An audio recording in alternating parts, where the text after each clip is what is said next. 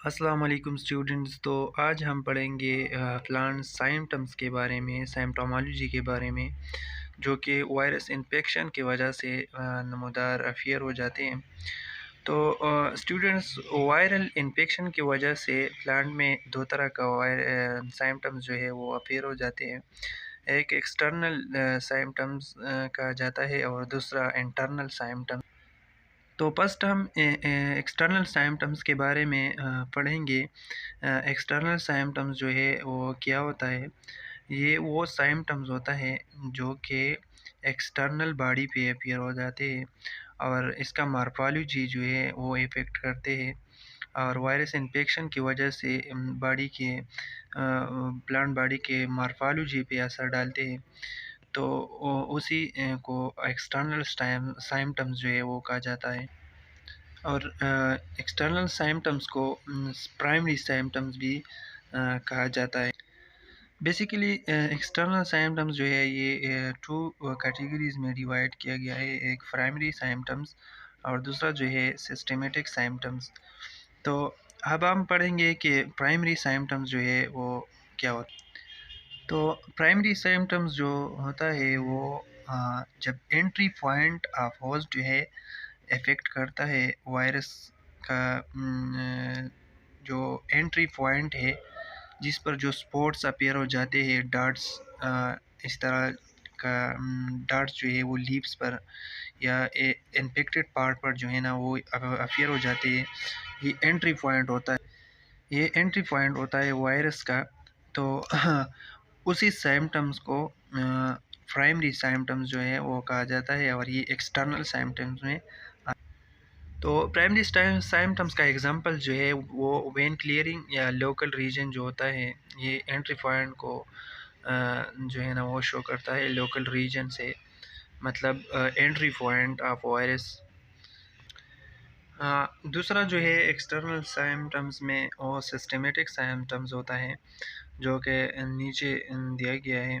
First number जो है ये क्लोरोसिस है या येलो क्लोरोसिस और येलोस जो है ये एक ही तरह का सिम्पटम्स जो है वो होता है।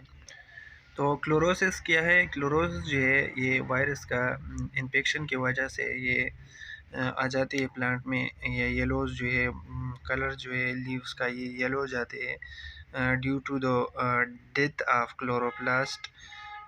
तो फिर लीव्स में जो है येलो रंग जो है वो पैदा हो जाते हैं और मोस्टली जो है ये टोबैको प्लांट में ये इन्फेक्शन टीएमवी की वजह से हो जाते हैं, टोबैको म्यूजिक वायरस की वजह से। और वो इसका लीव्स जो है वो येलो हो जाते हैं रंग में। दूसरा जो है निक्रोसिस है। निक्रोसिस जो है जब सील जो है ये मुकम्मल तौर पर डेड हो जाते हैं वायरस इन्फेक्शन की वजह से, तो उसी है को निक्रोसिस कहा जाता है। और निक्रोसिस जो है ये 3 वेज पर जो है ये फिर हो जाते हैं इसका सिम्पटम्स। एक तो लोकल सिम्पटम्स जो है ये होता है निक्रोसिस में। मतलब एंटी सील जो है जब वायरस एंटर हो जाती है उसी सील को डेड करता है, तो उसी को लोकल निक्रोसिस जो है वो कहा जाता है। और स्टिक निक्रोसिस जब वास्कुलर सप्लाई इफेक्ट हो जाते हैं तो वायरस की वजह से, तो उसी को स्टिक निक्रोसिस कहा जाता है। और तीसरा जो है टॉप निक्रोसिस कहा जाता है जिसको जो कि लेंथ इफेक्ट करता है प्लांट का, तो उसी को टॉप निक्रोसिस कहा जाता है। हाँ, तो तीसरा है रिंग स्पॉट्स सिम्पटम्स। तो रिंग स्पॉट्स जो है ये मोस्टली टोमेटो पर ये सिम्पटम्स जो है ये फिर हो जाते हैं। ये वो सिम्पटम्स होता है जो कि रिंग लाइक होता है होस्ट पर ड्यू टू वायरल इन्फेक्शन। और चौथा है सिस्टमेटिक सिम्पटम्स में डिस्टॉर्शन। तो डिस्टॉर्शन जो है ये वो सिम्पटम्स होता है जब होस्ट का शेप जो है वो बिल्कुल इरेगुलर हो जाते हैं, डिस्ट्रॉय हो जाते हैं वायरल इन्फेक्शन की वजह से। और इसका एग्जांपल है पपैया लीफ डिजीज़। पेप जो सिम्पटम्स है वो क्या है, वो है स्टंटिंग। स्टंटिंग क्या होता है, जब लेंथ इफ़ेक्ट करता है वायरस, जब वायरस इन्फेक्शन की वजह से लेंथ इफ़ेक्ट हो जाता है होस्ट का, और होस्ट जो है वो ड्वार्फ इन साइज़ में बाकी रह जाता है, बिल्कुल इसका लेंथ पर इफ़ेक्ट डालते हैं, तो उसी को स्टंटिंग कहा जाता है। अब आते हैं इंटरनल सिम्पटम्स की तरफ। इंटरनल सिम्पटम्स जो है वो क्या होता है, ये वो सिम्पटम्स होते हैं जो कि इंटरनल जो साइटोलॉजिकल मॉडिफिकेशन जो है इसकी वजह से हो जाती है।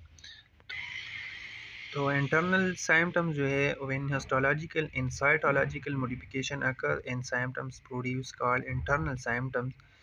ये वो सिम्पटम्स ये वो सिम्पटम्स है, या तो इसकी वजह से हिस्टोलॉजिकल मतलब टिश्यू जो है वो इफेक्ट हो जाते हैं, या सील जो है वो इसमें मॉडिफिकेशन आते हैं, तो सिम्पटम अपेयर हो जाते हैं, तो इसी के इंटरनल सिम्पटम्स जो है वो कहा जाता है। तो इंटरनल सिम्पटम्स जो है वो फिर दो कैटेगरीज में डिवाइड किया गया है। एस्ट्रोलॉजिकल सिम्पटम्स, जब टिश्यू में चेंजेस आ जाते हैं, डिस्टॉर्शन आ जाते हैं, मॉडिफिकेशन आ जाते हैं टिश्यू में, तो उसी को फिर थ्री पार्ट्स में, थ्री टाइप्स में डिवाइड किया गया है। एक है हाइपोप्लेसिया, ये वो कंडीशन। तो हिस्टोलॉजिकल सिम्पटम्स में पहले नंबर पर है हाइपोप्लेसिया। तो हाइपोप्लेसिया वो कंडीशन है जिसमें प्लांट जो है वो रिडक्शन ग्रोथ जो है वो शो करता है, मतलब ये जो है ड्वार्फ इन साइज़ में रिमेन हो जाते हैं, इसका साइज़ जो है वो छोटा हो जाते हैं इस कंडीशन में।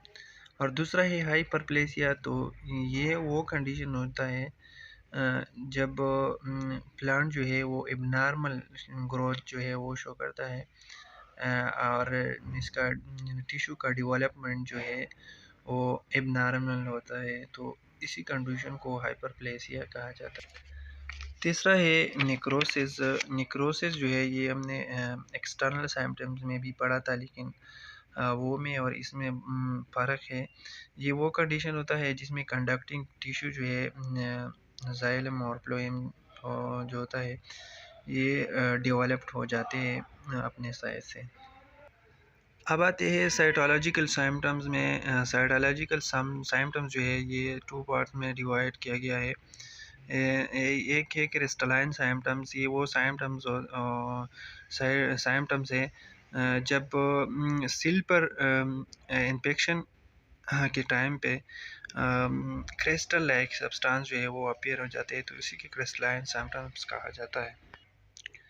अब आते हैं साइनर्जिस्टिक इफेक्ट में। ये एक्सटर्नल और इंटरनल दोनों में अलग है, दोनों में नहीं है। ये साइनर्जिस्टिक इफेक्ट जो है ये जब डबल अटैक होता है डिफरेंट वायरस की वजह से, मतलब दो से ज़्यादा या दो वायरस जो है सेम प्लांट पर अटैक करता है, और उसी वजह से जो सिम्पटम्स अपीयर हो जाते हैं, तो उसी को साइनर्जिस्टिक इफेक्ट कहा जाता है। और ये है सिम्पटम्स का शॉर्टकट डायग्राम, ये आप देख सकते हैं। Thank you so much for watching. अगर आपको हमारा वीडियो अच्छा लगा हो तो लाइक करें, कमेंट सेक्शन में ज़रूर बताइएगा, और चैनल को सब्सक्राइब करें। Thank you so much.